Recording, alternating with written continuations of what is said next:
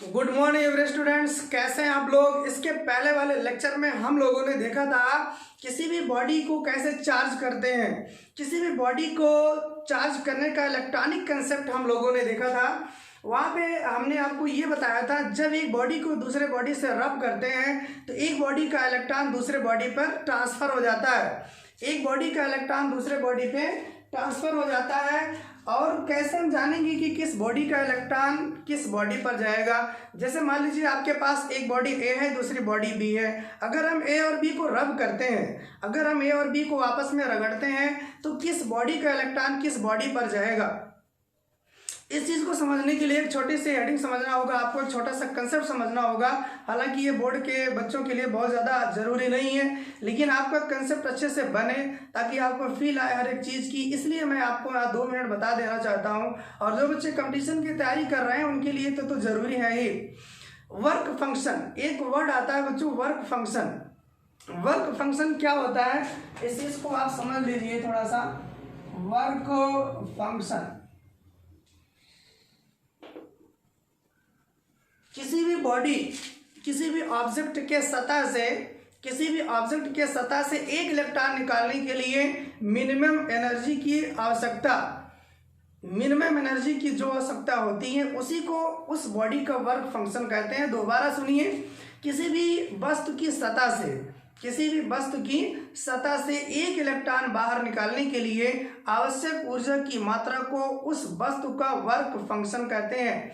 जैसे मान लीजिए हमारे पास 2 ऑब्जेक्ट हैं बच्चों, हमारे पास 2 ऑब्जेक्ट हैं, एक ऑब्जेक्ट ए है और दूसरा ऑब्जेक्ट बी है। हमारे पास 2 ऑब्जेक्ट हैं, एक ऑब्जेक्ट ए है, दूसरा ऑब्जेक्ट क्या है बच्चों, बी है। अगर हम ए और बी को रब करते हैं, ए और बी को रब करते हैं, या तो इलेक्ट्रॉन ए से बी में जाएगा या तो इलेक्ट्रॉन बी से ए में आएगा। ये इस बात पे डिपेंड करेगा किस बॉडी का वर्क फंक्शन कम है। ध्यान दीजिए बच्चों, अगर बॉडी का वर्क फंक्शन कम होगा तो वहां से इलेक्ट्रॉन निकालना आसान होगा। किसी भी बॉडी का अगर वर्क फंक्शन कम होगा यानी वहां से कम एनर्जी देकर के इलेक्ट्रॉन को क्या किया जाता है, रिमूव किया जा सकता है। मान लीजिए यहाँ पर work function of A is less than work function of B, यानी ए से इलेक्ट्रॉन को निकालना आसान है और बी से इलेक्ट्रॉन को निकालना इसके कंपैरिजन में कठिन है। तो अगर हम ए और बी को रब करेंगे तो निश्चित रूप से इलेक्ट्रॉन बच्चों कहाँ से कहाँ जाएगा, इसका इलेक्ट्रॉन ए से बी में ट्रांसफर हो जाएगा। इस तरीके से यदि कोई ऑब्जेक्टिव सवाल कभी बनता है कि किस बॉडी से किस बॉडी पर इलेक्ट्रॉन का ट्रांसफर होगा, अगर वर्क फंक्शन आपको गिवन है बच्चों, तो जिस बॉडी का वर्क फंक्शन सबसे कम होगा वहाँ से इलेक्ट्रॉन इजिली रिमूव कर जाएगा। और अगर यहाँ से इलेक्ट्रॉन रिमूव कर जाएगा तो इस बॉडी पर आएगा पॉजिटिव चार्ज और इस बॉडी पर आ जाएगा नेगेटिव चार्ज। तो इस तरीके से वर्क फंक्शन को देख करके भी हम जान सकते हैं कि जब आपस में रब करेंगे किस पे पॉजिटिव आएगा किस पे नेगेटिव आएगा। इसके बाद इस लेसन में हम लोग कुछ न्यूमेरिकल्स करने वाले हैं। न्यूमेरिकल यानी थ्योरेटिकल प्रॉब्लम्स हैं। अभी तक हम लोगों ने जो कुछ भी पढ़ा उसी पर बेस्ड कुछ क्वेश्चन हम आपको करा दे रहे हैं ताकि आपको एक बार बेसिक चीजें क्लियर हो जाएं। बोर्ड पर कुछ क्वेश्चंस लिखे गए हैं, उन क्वेश्चंस को आप पढ़िए और उस क्वेश्चन को वीडियो को पॉज करके बनाने का प्रयास करिए। अगर आपसे नहीं बनता है तो वीडियो को आप चलाइए और इसको आप पूरा अच्छे से देखते हुए समझिए। पहला क्वेश्चन है, बोर्ड पे लिखा हुआ है, the electric charge of any body is actually a surplus और deficient of electrons, why not protons. Question का मतलब ये है कि अगर किसी बॉडी पर चार्ज है, अगर किसी बॉडी पे चार्ज है तो हम ये कहते हैं या तो इलेक्ट्रॉन की कमी है या तो इलेक्ट्रॉन की अधिकता है। फिर से सुन लीजिए, अगर किसी बॉडी पर चार्ज है, चाहे वो पॉजिटिव चार्ज हो चाहे नेगेटिव चार्ज हो, तो हम यही कहते हैं या तो उस पर इलेक्ट्रॉन की कमी है या तो उस पर इलेक्ट्रॉन की अधिकता है। व्हाई नॉट प्रोटॉन, प्रोटॉन की कमी या अधिकता हम क्यों नहीं बताते हैं, प्रोटॉन की कमी या अधिकता हम क्यों नहीं बताते हैं, यही क्वेश्चन है। तो अगर आप इस क्वेश्चन का आंसर जानना चाहते हैं तो पिछले लेक्चर्स में हमने इसके बारे में बहुत अच्छे से डिस्कशन किया था कि जब 2 बॉडी को आपस में रब करते हैं, कि जब 2 बॉडी को आपस में रब करते हैं तो इलेक्ट्रॉन का ही ट्रांसफर होता है, प्रोटॉन का ट्रांसफर नहीं होता है। चलिए हम दोबारा समझा दे रहे हैं। जैसे मान लीजिए हमारे पास ये एक बॉडी ए है और ये दूसरी बॉडी बी है। एक बॉडी ए है और ये दूसरी बॉडी बी है। अगर मान लीजिए ये बॉडी ए है, इसके अंदर भी न्यूक्लियस होगा, न्यूक्लियस के अंदर क्या होंगे बच्चों, पॉजिटिव चार्ज होंगे। और बॉडी बी है, इसके अंदर भी न्यूक्लियस होगा, ये जो है इसमें बहुत सारे पॉजिटिव चार्ज होंगे। तो ये बॉडी ए का एटम है मान लीजिए और ये बॉडी बी का एटम है। जब बॉडी ए को बॉडी बी पर हम रब करेंगे तो यहाँ पे इलेक्ट्रॉन्स हैं, यहाँ पे इसका इलेक्ट्रॉन्स है। अब ये प्लस और ये माइनस, इलेक्ट्रॉन पे कैसा चार्ज होता है, नेगेटिव चार्ज होता है, और यहाँ पर भी क्या होगा, नेगेटिव चार्ज होगा। यहाँ प्लस और माइनस के बीच में कौन सा फोर्स काम करता है, इलेक्ट्रोस्टैटिक फोर्स। कल मैंने आपको बताया था इलेक्ट्रोस्टैटिक फोर्स। यहाँ पे कौन फोर्स काम करेगा बच्चों, इलेक्ट्रोस्टैटिक फोर्स। उसी तरीके से मटेरियल बी के एटम के न्यूक्लियस और इलेक्ट्रॉन पर कौन सा फोर्स काम करेगा, यहाँ भी इलेक्ट्रोस्टैटिक फोर्स काम करेगा, स्थिर वैद्युत बल काम करेगा। लेकिन आप ध्यान दीजिए ये जो प्रोटॉन्स है यहाँ पे जो प्रोटॉन्स है इनके बीच कौन सा बल काम कर रहा है, इनके बीच बच्चों प्रबल नाभिकीय बल कार्य करता है। यहाँ पे कौन सा बल काम कर रहा है, प्रबल नाभिकीय बल। देखिए स्ट्रांग न्यूक्लियर फोर्स, वही कहानी इसके भी प्रोटॉनों के बीच में है। अब आप ध्यान से देखिए, जब हम एक बॉडी को दूसरे बॉडी पे रब करते हैं तो ये इलेक्ट्रोस्टैटिक फोर्स इलेक्ट्रॉनों को बांधे रहता है, बाहर जाने के लिए अलाउ नहीं करता है। उसी तरीके से दूसरे बॉडी का भी इलेक्ट्रॉन और ये प्रोटॉनों के बीच में अट्रैक्शन फोर्स होने की वजह से इलेक्ट्रॉन बाहर नहीं जा पाता है। लेकिन जब हम रब करते हैं तो ये इलेक्ट्रॉन थर्मल एनर्जी लेकर के अपनी एनर्जी को क्या करते हैं, बढ़ा लेते हैं, और उस एनर्जी की वजह से ये इलेक्ट्रोस्टैटिक जो फोर्स है इससे ज़्यादा ये जो अट्रैक्शन फोर्स लग रहा है, इस अट्रैक्शन फोर्स के अगेंस्ट ये एक बॉडी से दूसरे बॉडी में ट्रांसफर हो जाते हैं। अब यहाँ पर न्यूक्लियर फोर्स देखिए, इलेक्ट्रॉन प्रोटॉन के बीच में कौन सा फोर्स कार्य कर रहा है, न्यूक्लियर फोर्स काम कर रहा है। इस न्यूक्लियर फोर्स को तोड़ना बहुत बहुत बहुत कठिन काम है बच्चों, इतना आसानी से ये टूटने वाला नहीं है। इसलिए जब हम दो बॉडी को रब करते हैं इलेक्ट्रॉन का ही ट्रांसफर होता है, प्रोटॉनों का ट्रांसफर नहीं होता है। दूसरा कारण आप ऐसे भी समझ सकते हैं, क्योंकि इलेक्ट्रॉन का मास बहुत कम होता है कंपैरिजन में प्रोटॉन का मास। कल मैंने बताया था एक प्रोटॉन का मास 1837 गुना ज़्यादा होता है, 1837 गुना ज़्यादा होता है। तो इस तरीके से जिसका मास कम होगा वो आसानी से मूव कर सकता है, आसानी से चल सकता है, और जिसका मास ज़्यादा होगा उसको चलने में प्रॉब्लम होगी। तो जब हम दो बॉडी को रब करते हैं केवल इलेक्ट्रॉन का ही ट्रांसफर होता है, प्रोटॉनों का ट्रांसफर नहीं होता है। इसके पीछे दो रीजन मैंने आपको बताया, क्योंकि प्रोटॉन के बीच प्रबल नाभिकीय बल कार्य करता है। इस बल को तोड़ना नामुमकिन है, मुश्किल है। उसके पहले इस बॉडी के सारे इलेक्ट्रॉन भाग जाएंगे, सारे इलेक्ट्रॉन निकल जाएंगे जब तक ये टूटेगा। और दूसरा रीजन ये है कि इलेक्ट्रॉन का मास प्रोटॉन के कंपैरिजन में बहुत कम होता है, इसलिए इजीली ये फ्लो हो सकते हैं, मूव कर सकते हैं, इसलिए एक बॉडी से दूसरे बॉडी में इलेक्ट्रॉन ट्रांसफर हो जाता है। अब अगर कोई बॉडी चार्ज है तो इसका मतलब है कि या तो इलेक्ट्रॉन कम है या तो इलेक्ट्रॉन ज़्यादा है। अगर कोई बॉडी नेगेटिवली चार्ज है इसका मतलब उस पर एक्सेस ऑफ इलेक्ट्रॉन है, इलेक्ट्रॉन आ गया है। और अगर कोई बॉडी पॉजिटिव चार्ज है इसका मतलब वहां से इलेक्ट्रॉन निकल चुके हैं, वो इलेक्ट्रॉन की कमी को बताता है। तो दोबारा सुन लीजिए, इलेक्ट्रॉन की कमी यानी पॉजिटिव चार्ज बॉडी, अगर इलेक्ट्रॉन की अधिकता है तो इसका मतलब नेगेटिव चार्ज बॉडी है। चलिए, इस तरीके से पहला क्वेश्चन कंप्लीट हुआ। अब हम आते हैं दूसरे क्वेश्चन पर। दूसरा क्वेश्चन बोर्ड पे लिखा हुआ है, उसको आप अच्छे से पढ़ लीजिए, एक बार समझ लीजिए और खुद से करने का प्रयास करिए।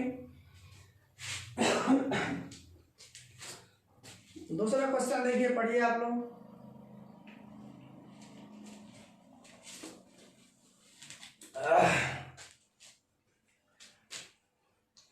देख क्वेश्चन नंबर 2 में कह रहे हैं A body A repel another body B.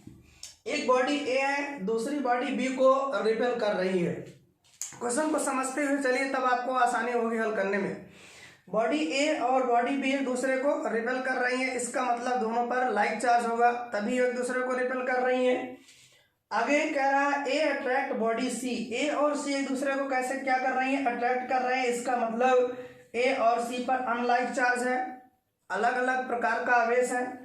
आगे सी रिपेल बॉडी डी, सी जो है बॉडी डी को क्या कर रही है, रिपेल कर रही है।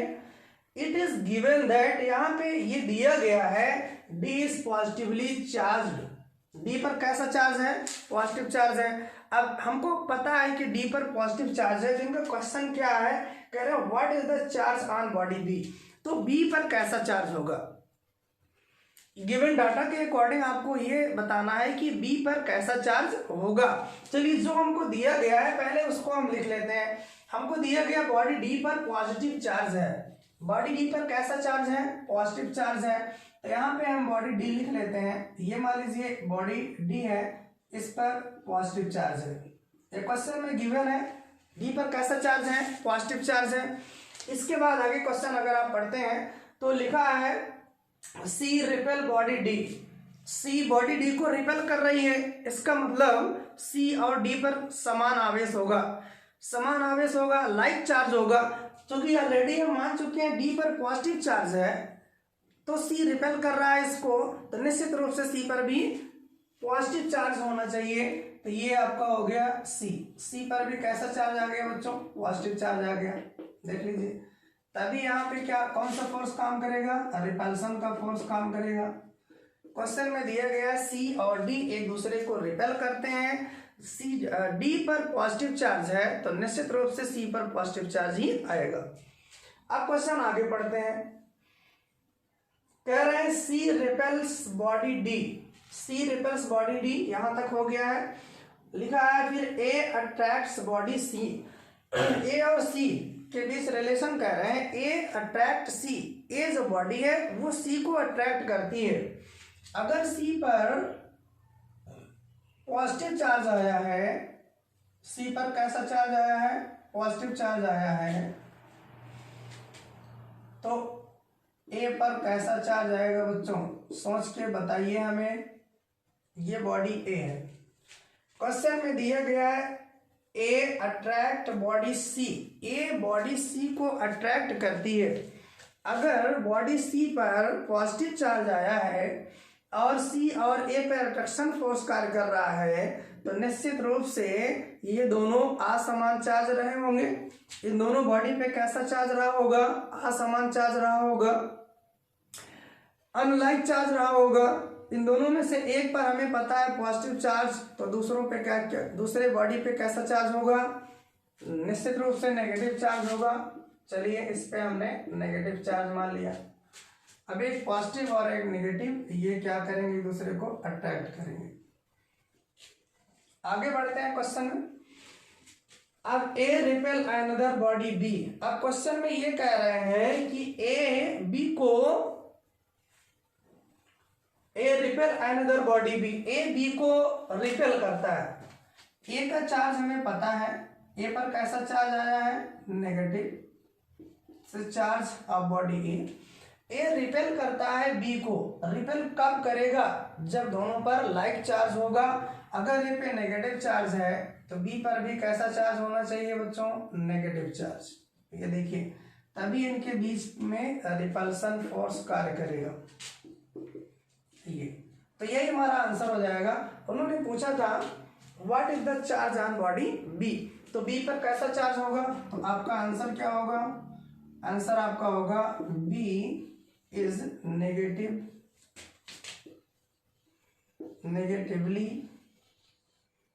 Charged body. बी पर कैसा चार्ज आ गया, नेगेटिव चार्ज आ गया। चलिए हम उम्मीद करते हैं क्वेश्चन आपको अच्छे से समझ में आया होगा। अगर क्वेश्चन ये इसका आंसर अच्छे से आपको समझ नहीं आया तो वीडियो को रिपीट करके आप दोबारा देखिएगा, सारी चीज़ें आपको क्लियर हो जाएंगे। चलते हैं नेक्स्ट क्वेश्चन की तरफ। क्वेश्चन नंबर 3, स्क्रीन पर क्वेश्चन लिखा हुआ है, हिंदी और इंग्लिश दोनों मीडियम में लिखा हुआ है। आपको जो लैंग्वेज पसंद है या आप जिस बोर्ड के बच्चे हैं आप उसको देख लीजिए।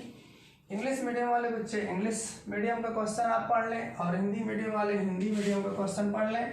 एक्सप्लेनेशन करते समय कुछ हिंदी टर्मिनोलॉजी यूज़ करते हैं, कुछ इंग्लिश टर्मिनोलॉजी यूज़ करते हैं, ताकि दोनों प्रकार के बच्चे इस वीडियो का लाभ ले सकें, चाहे वो यूपी बोर्ड से बिलोंग करते हो, चाहे सीबीएसई या आईसीएसई या किसी भी बोर्ड से वो बिलोंग करते हो, सबके लिए ये वीडियो यूजफुल हो सके। तो चलिए क्वेश्चन नंबर 3 रीड करते हैं। हमें गिवन है electric charge A and B attract each other. कह रहे हैं इलेक्ट्रिक चार्ज ए और बी एक दूसरे को अट्रैक्ट कर रहे हैं, एक दूसरे को आकर्षित कर रहे हैं। Electric charge B and C repel each other, B और सी एक दूसरे को रिपेल कर रहे हैं। If A and C are held close together, यदि हम ए और सी को पास लाएं, दे विल। 4 ऑप्शन दिया गया इस क्वेश्चन में बच्चों, बड़ा अच्छा क्वेश्चन है, किसी कंपटीशन में ये पूछा गया था। तो ये 4 ऑप्शन आपके पास है। कह रहे हैं जब ए एंड सी, ए और सी को हम पास लाएंगे तो उनमें अट्रैक्शन आकर्षण बल कार्य करेगा, रिपेल की वो एक दूसरे को रिपेल करेंगे। नॉट अफेक्टेड ईच अदर, एक दूसरे से प्रभावित नहीं होंगे, यानी ना तो अट्रैक्शन का फोर्स लगेगा ना ही रिपल्सन का। बी ऑप्शन कह रहे हैं more information needed to answer, यानी कि हमको इस क्वेश्चन में इंफॉर्मेशन ही नहीं दी गई है, पूरी कंप्लीट इंफॉर्मेशन नहीं है जिसके माध्यम से हम इसका सलूशन जान सके, इसका आंसर जान सके। तो आप भी इस क्वेश्चन को, वीडियो को रोक करके समझने का प्रयास करिए, आंसर देने का प्रयास करिए। हम आंसर निकाल रहे हैं, जो बच्चे खुद से ट्राई करेंगे बहुत अच्छी बात है, खुद से दिमाग लगाना चाहिए। चलिए, इन्होंने ये कहा इसके पहले वाले क्वेश्चन में और इस वाले क्वेश्चन में थोड़ा सा अंतर है। इसके पहले वाला जो क्वेश्चन नंबर 2 था उसमें डी पर चार्ज हमको दे दिया गया था, डी का चार्ज हमें पता था, तो बाकी के चार्ज हम उसी के अकॉर्डिंग निकालते चले गए। लेकिन यहाँ पर स्टूडेंट देखिए, A and B attract each other and B and C repel each other. किस क्वेश्चन में किसी भी बॉडी का हमको चार्ज नहीं दिया गया है। तो अगर हमको चार्ज नहीं दिया गया है तो हम 2 केस मान करके चलेंगे। कितने केस मान करके चलेंगे? 2 केस। जैसे उन्होंने ये कहा electric charge A and B attract each other, A और बी एक दूसरे को अट्रैक्ट करते हैं। अब आपको ये समझना है कि अगर ए और बी एक दूसरे को अट्रैक्ट करते हैं तो ए और बी पे कैसा चार्ज रहा होगा? ए और बी पर अनलाइक चार्ज रहा होगा, असमान चार्ज रहा होगा। A and B attract each other, यानी अगर ए पर पॉजिटिव होगा तो बी पे कैसा होगा? नेगेटिव होगा, और यदि ए पर नेगेटिव होगा तो बी पे कैसा रहा होगा? पॉजिटिव रहा होगा, तभी इनके बीच अट्रैक्शन फोर्स काम करेगा। चलिए इस बात को लिखते हैं। 2 केस हम लोग बनाएंगे। केस फर्स्ट, 2 केस हम बनाएंगे यहाँ पर, केस फर्स्ट और यहाँ पर केस सेकंड। दोनों ही केस में हमको समझना है कि किस बॉडी पर कौन सा चार्ज होगा। अब कह रहे हैं A and B attract each other, तो यदि हम पहले ये मान लें कि ए पर पॉजिटिव है, बॉडी ए पर कैसा चार्ज है? पॉजिटिव। अगर ए पर पॉजिटिव है तो बी पर कैसा चार्ज होगा? निश्चित रूप से नेगेटिव चार्ज होना चाहिए, तभी इनके बीच अट्रैक्शन का फोर्स कार्य करेगा। ये पहला केस हमने माना कि ए पर पॉजिटिव और बी पर नेगेटिव, तब ये एक दूसरे को क्या करेंगे? अट्रैक्ट करेंगे। ऐसा भी हो सकता है कि ए पर नेगेटिव रहा हो, ए पर कैसा चार्ज रहा हो? नेगेटिव, और बी पर कैसा चार्ज हो जाए? पॉजिटिव। बी पर कैसा चार्ज हो जाए? पॉजिटिव, तब भी ये एक दूसरे को क्या करेंगे? अट्रैक्ट करेंगे। चलिए क्वेश्चन की पहली लाइन में हम लोगों ने ये देखा ए और बी एक दूसरे को अट्रैक्ट कर रहे हैं, या तो ये केस पॉसिबल होगा या तो ये केस पॉसिबल होगा, यानी या तो ए पर पॉजिटिव बी पर नेगेटिव, या ए पर नेगेटिव बी पर पॉजिटिव होगा। चलिए क्वेश्चन को आगे रीड करते हैं। इसके बाद क्वेश्चन में दिया गया है electric charge B and C repel each other, B और सी एक दूसरे को क्या करते हैं? रिपेल करते हैं। चलिए हम केस फर्स्ट में आते हैं। बी और सी रिपेल करते हैं, बी का चार्ज, अगर हम इस केस की बात करें तो बी पर कैसा चार्ज है? नेगेटिव चार्ज है, तो सी पर कैसा चार्ज होगा? This is also bill negative. क्यों? क्योंकि क्वेश्चन में दिया गया है बी और सी एक दूसरे को बच्चों प्रतिकर्षित करते हैं, एक दूसरे को रिपेल करते हैं। तो जो चार्ज यहाँ पर हमने बी पर माना था वही सेम चार्ज सी पर होगा, तभी इन दोनों के बीच में रिपल्सन होगा।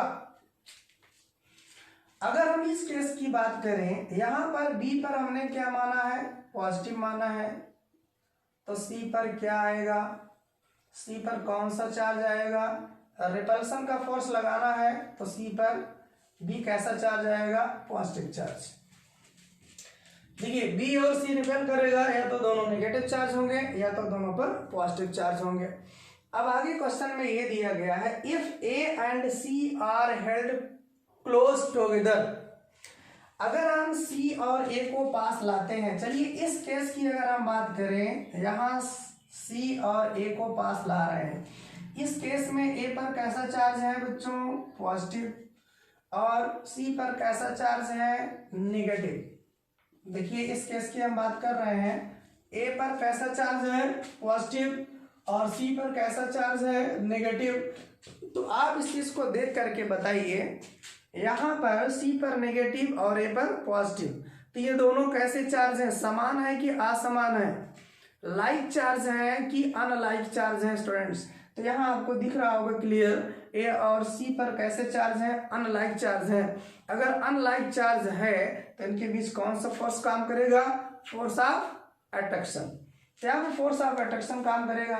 चलिए दूसरे केस की बात कर लेते हैं। यहाँ पर ए पर कैसा चार्ज लिया गया था? माइनस, और सी पर कैसा चार्ज है? यहाँ पर प्लस। देखिए ऊपर से हम डाटा लिख रहे हैं, तो यहाँ पर भी देखिए दोनों कैसे चार्ज हो गए? असमान चार्ज हो गए, एक पे माइनस और एक पे प्लस। यहाँ भी फोर्स ऑफ अट्रैक्शन काम करेगा और यहाँ भी फोर्स ऑफ अट्रैक्शन काम करेगा। तो बोथ केस में हमने देखा कि ए और सी अपोजिट चार्ज थे, अपोजिट चार्ज बॉडी थे, अनलाइक चार्ज बॉडी है, इसलिए बच्चों ये एक दूसरे को क्या करेंगे? अट्रैक्ट करेंगे। असमान आवेश एक दूसरे को आकर्षित करते हैं, एक दूसरे पे आकर्षण बल लगाते हैं, इसलिए इस क्वेश्चन का जो आंसर होगा वो पहला ऑब्जेक्ट सही होगा। सही आंसर क्या होगा? ए। ऑप्शन ए सही होगा। तो यहाँ पे ऑप्शन ए करेक्ट कर लीजिए बच्चों। इस तरीके से ये 3 क्वेश्चन हमने बताया। इन तीनों क्वेश्चन को आप अच्छे से लर्न कर लीजिए, इसके कंसेप्ट को अच्छे से सीख लीजिए।